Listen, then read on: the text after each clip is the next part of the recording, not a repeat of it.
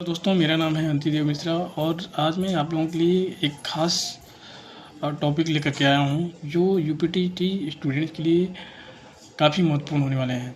दोस्तों, जैसा कि आप जानते हैं, अकाउंटिंग के एक पार्ट में जो लास्ट में जो आता है बैलेंस शीट के जो दो भाग होते हैं, एक होता है एसेट और दूसरा होता है लायबिलिटीज़।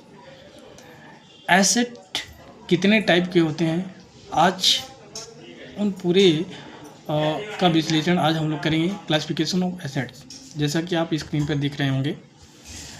एसेट्स जो होते हैं वो कितने प्रकार के होते हैं, तो जैसा कि आप देख रहे हैं, fix assets, current assets, intangible assets, artificial assets और क्षयी संपत्तियाँ।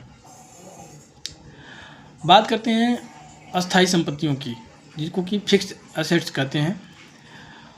इसका उद्देश्य क्या होता है? इसका उद्देश्य होता है व्यापार में आय अर्जन और संचालन के लिए होता है।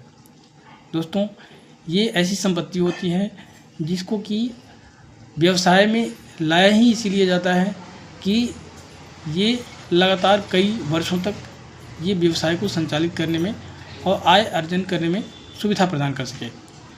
तो इसके जो एग्जाम्पल हैं, मशीन, लैंड, बिल्डिंग, ये सारे व्यवसाय में परचेज किए जाते हैं उसको संचालित करने के लिए लगातार कई सालों तक।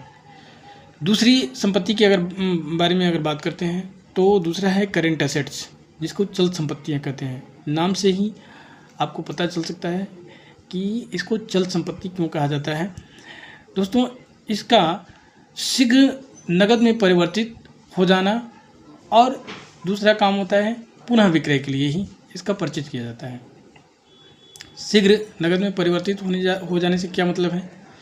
तो इसका मतलब ये है कि ऐसी संपत्तियां जिनको हम थोड़े समय के लिए ही परचेज करते हैं, इसको तुरंत नकद में कन्वर्ट किया जा सकता है, लिक्विडेट किया जा सकता है।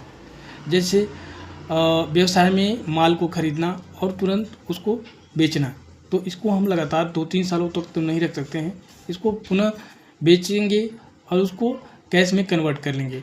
तो इसके कुछ एग्जांपल्स हैं, जैसे कि cash balance, bank balance, closing stocks, अर्धनिर्मित माल, स्टॉक्स इत्यादि। तो ये हो गए आपके करेंट एसेट्स। तीसरी संपत्ति है इंटेंजिबल एसेट्स, इसको कहते हैं अमूर्त संपत्तियाँ। अमूर्त संपत्तियाँ अर्थात वे संपत्तियाँ जिनको कि हम ना देख सकते हैं ना छू सकते हैं, उन्हें हम